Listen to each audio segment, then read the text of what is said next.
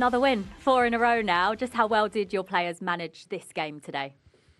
Yeah, I thought it was, when it goes to 10 men, it's always a tricky kind of situation, really. And I thought it was quite an open game first half at times. I thought we looked dangerous right from the start of the game, which was really pleasing again.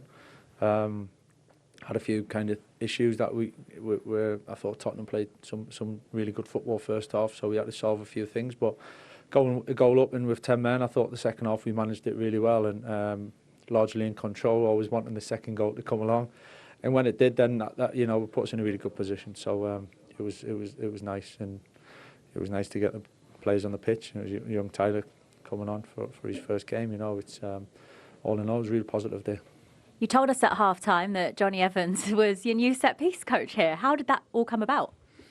I wouldn't say set-piece coach. I think it's just Johnny's got an eye on it, and as we all have. But Johnny's been doing a lot of work with the players, so that's the rewards for that. So delighted, you know. Listen, we go into every game with some ideas. Every team does, but when you see it come off as good as that, and as important as that first goal was massive, it just shows you how important they can be. Bruno, another goal for him today for Manchester United. I think everyone's running out of superlatives of how important he is to the club, but just sum up his contribution that you've seen of him over the years here. Yeah, listen, it would take a long time to sum it up. I think he's offered the club so much for the time he's been here since he walked through the door, you know. And he played different roles for us today. He ended up on the left and scored his goal off the left. And when we changed things around a little bit, and he's a team player, you know. He gives so much to the group. He's got big moments in him. We know that the quality he has, and he cares a lot about the football club and the team. And I think that's clear to see. Another 3 points towards your goal of achieving Champions League football next season. Just as a group, how much of an advantage do you feel it is that you haven't got the other competitions as a distraction in Europe, for example? Yeah, it kind of works both ways sometimes. You know, we obviously play Tuesday, and then we've got a bit of a gap going to Everton, so we got to manage the rhythm of the games as much as anything. Sometimes the rhythm of games can help. Sometimes when it gets a bit heavy, it can hinder you. So I think we just got to take it what's in front of us. You know, we got another big game Tuesday night, West Ham, and then kind of regroup and rest and recover and sharpen up, ready for the one after that. And I know you keep saying not to get too carried away, but you can hear it in Old Trafford today. You can hear that the fans understandably are getting very excited with the work you're doing here. At what point do you start to think about what the future might look like? Nah, it's not for now. I think, you know, to get excited and carried away as a supporter, that's exactly where you should be, you know. It's why they come to support us, to dream and to get carried away. So, and they should be hopefully leaving the stadium in really good spirits, you know, and looking forward to coming back. That's our job, to provide that. So to be in a position to be able to do that today and in the last few weeks has been great, and we got to keep building on that. Well done today. Thank you. Cheers. Thanks a lot. Well, he really hasn't put a foot wrong, has he? Yes, they played against 10 men for a lot of today, but they also played against 10-man Everton after the 13th minute and still lost that game. Would you give him the job this afternoon, tomorrow, Joe? Oh, God, that's nothing to do with me. Like I say, I know where my loyalties lie in this city, but from working with Michael Carrick, really enjoyed him as a person, enjoy him as a player. And he's doing a good job. He interviews really well. He's calm. He's not getting carried away. I think it's a time to not get carried away. I think you've got to realise that it's been a really difficult couple of years at Manchester United.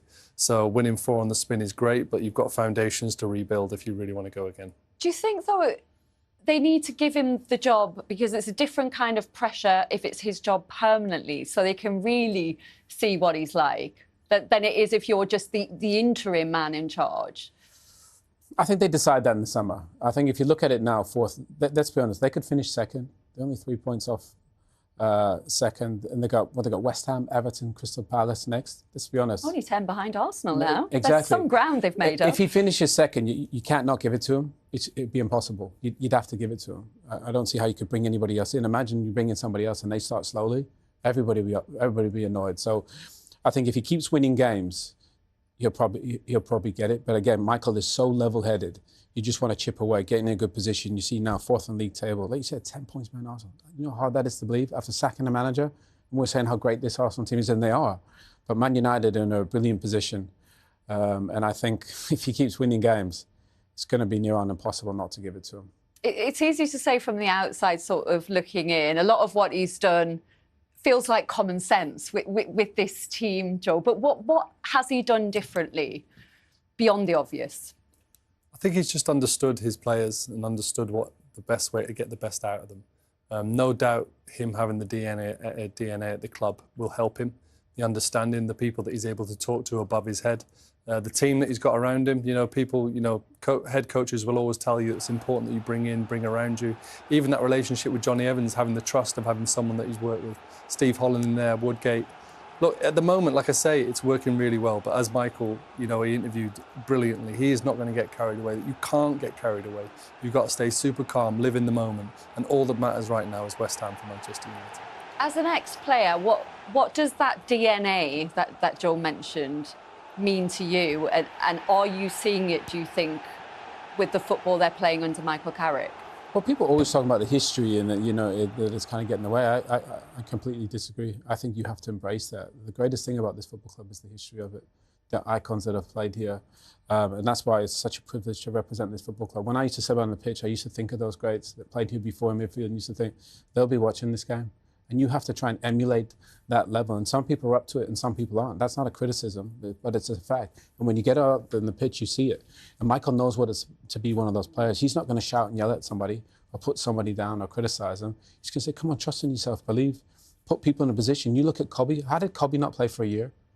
And he's got Casemiro and Bruno in and around him. That midfield three. We're talking about multiple Champions League winners with one of the best young players in the Premier League in Kobe and probably the best creator in Bruno Fernandes. And a month ago, we said that was their biggest weakness, the midfield.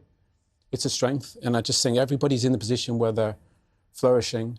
And credit to Michael Carrick. You know, you think back a month ago, everybody was playing a different position except the keeper. Now everybody's in a position where they can flourish. And that's credit to the manager. And the players are showing why they're good players, why they're here, and they're showcasing it. A good day for you today, Owen. Guys, thank you very much for your company today, Joe. Owen, always a pleasure to have you alongside me. That's it from us at Old Trafford, but the live sport will keep on coming as well, because now we're going to head to the Live Golf. It's the final round of the opening tournament from Riyadh, and Craig Doyle is standing by. Hey all, you're very welcome to Riyadh Golf. Frustrating day for you. I think the first 30 minutes were a good away performance at a difficult place against a team with confidence in flow. Then after the red card, I'm very proud of the players. The resilience, staying in the game mentality, still be a threat at times to try to create something. Very proud of them. And then, of course, we just made the 3 offensive subs just to try to really push a little bit more. We just conceded the second. But I think the last 70 minutes playing with, no, not 70, whatever, 60, whatever how much it was, playing with 10 men, I think they put everything into it. So I'm very proud of them, very proud of our fans that travel in numbers, and you could hear them loud throughout the game. Does their opening goal happen if you've got 11 men on the pitch? No, because that was the area they could explore. No. It can always happen, of course. Of course, you can play 10 against 11. But of course, that was the area that then got a little bit more exposed. Romero's obviously been in the headlines this week. You said that the social media matter was dealt with internally, but a red card now today. Do you feel like you've got a player in that dressing room that feels he's let his teammates down? Yeah, Christian, you know, I think first and foremost, I think there's no intention to do the follow through and make a red. So I think it clearly goes for the ball. Unfortunately, the way the rules is, it's then a red. Christian said, apologise to his teammates in the dressing room. Of course, you know, you're going to lose your captain now for 4 games because it's the second red card of the season, and you can't help the injuries you've already got, but your squad really is down to the bare bones now. Yeah, it is, but it is what it is, and we need to deal with it. How do you move forward from this game then? Yeah, I think a big area we've been working very hard on is the resilience. So we didn't get a result out of it today, but what they showed out there on the pitch, the players, I think was incredible. And that's what we need to build on going forward on Tuesday night. I'm not sure how closely you look or pay attention to the Premier League table right now, but it's 9 points off the relegation zone. Is a relegation fight something you're even speaking to your players about? just focus on the next game. That's again Newcastle on Tuesday night. Thank you, Thomas. You're welcome. Thank you.